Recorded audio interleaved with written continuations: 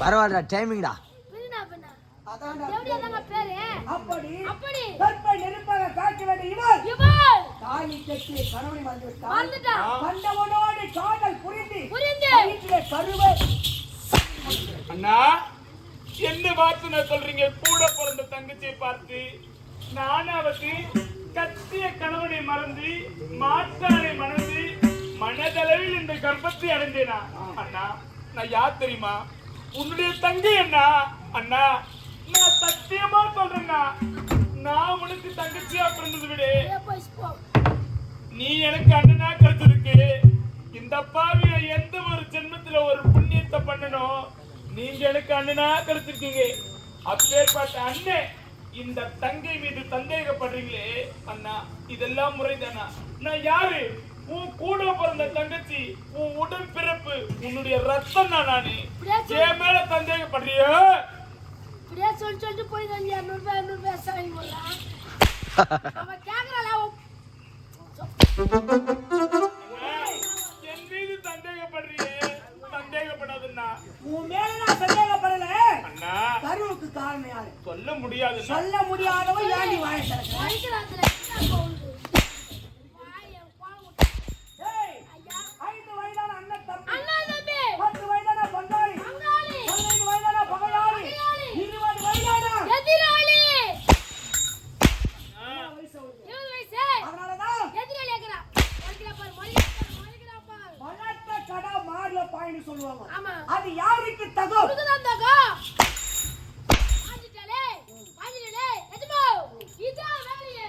நான் தங்கச்சி செய்தானா நான் தும்ப செல்ல தூக்க மாட்டேன். ஆண்டா அது 20 அடி உயரம். அது கேட்டியா அண்ணா?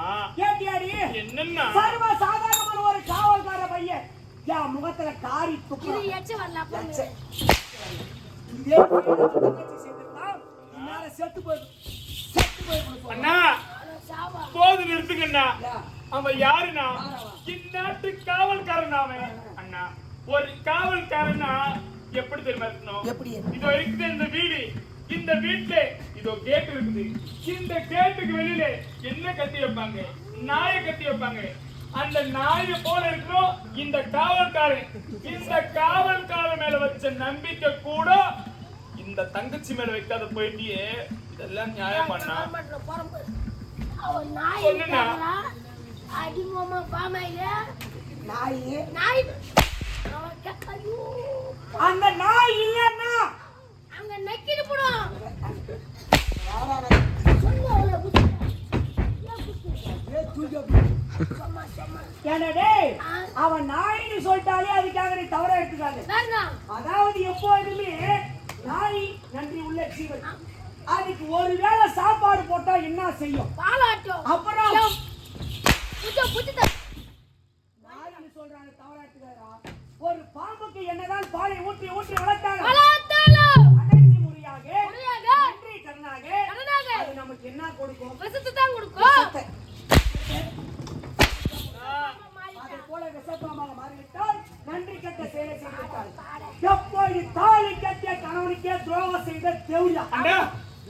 நீ இனிமேல் கொண்டு நீ யாரோ நான் யாரோ? அண்ணா என்ன பார்த்து நான் சொல்றீங்க? கூட பிறந்த தங்கச்சியை பார்த்து நீ யாரோ நான் யாரோன்னு சொல்றியே அண்ணா. சொல்லு அண்ணா இங்க பாருங்கண்ணா, நான் உன் கூட பிறந்த தங்கச்சினா இந்த உலகத்திலே இந்த பாவிக்கு சொந்தோன்னு சொல்லிட்டு நீ மட்டும்தான் இருக்கிறே. அப்பேற்பட்ட நீங்களும் இந்த தங்கச்சி பார்த்து நீ யாரோ நான் யாரோன்னு சொன்னா இந்த பாவி நான் என்னன்னா பண்றது? செத்து போயே செத்து.